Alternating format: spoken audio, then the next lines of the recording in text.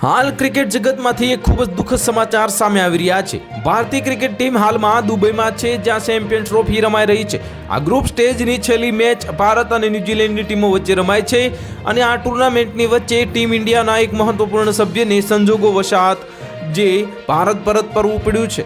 આ ટીમ ઇન્ડિયાના આ સભ્યની માતાનું અવસાન થયું છે। આવી સ્થિતિમાં આ સભ્ય ચેમ્પિયન ટ્રોફી અધવચ્ચે છોડીને ભારત પરત આવ્યા છે।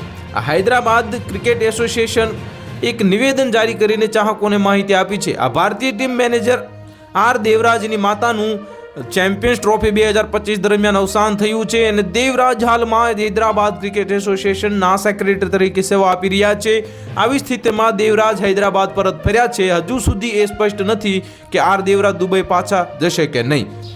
ક્રિક બજેના અહેવાલ મુજબ આર દેવરાજ દુબઈ પાછા જશે કે નહીં તે અંગેનો નિર્ણય મંગળવારે રમાનારી સેમીફાઇનલ મેચ પછી લેવામાં આવશે અને હૈદરાબાદ ક્રિકેટ એસોસિએશને શોક વ્યક્ત કર્યો અને એક નિવેદનમાં કહ્યું કે ખૂબ દુઃખ સાથે અમે તમને જણાવીએ છીએ કે અમારા ક્રિકેટ સેક્રેટરી દેવરાજની માતા કમલેશ્વરીજીનું અવસાન થયું છે, જેના આત્માને શાંતિ મળે।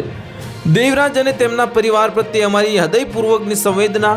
ચેમ્પિયન્સ ટ્રોફી 2025 પહેલા ભારતીય ટીમના બોલિંગ કોચ મોર્ને મોર્કેલના જે પિતાનું અવસાન થયું છે અને તેના કારણે તેમને દુબઈથી દક્ષિણ આફ્રિકામાં તેના ઘરે પાછા ફરવું પડ્યું। જો કે મોર્ને મોર્કેલ ટુર્નામેન્ટની વચ્ચે દુબઈ પાછા ફર્યા અને ટીમ ઇન્ડિયા સાથે ફરી જોડાયા, પરંતુ ટીમ મેનેજરે આર દેવરાજ પાછા ફરશે કે નહીં તે અંગે કોઈ અપડેટ નથી। તો હાલ માટે આટલું જ। મળીશું નવી અપડેટ સાથે। જો તમને અમારા વિડીયો પસંદ આવતા હોય તો વિડીયોને લાઇક કરી દેજો, ચેનલને સબસ્ક્રાઇબ કરી બાજુમાં આવેલા બેલ આઇકનને દબાવી દો, જેથી તમને આવા સમાચારની અપડેટ મળતી રહે।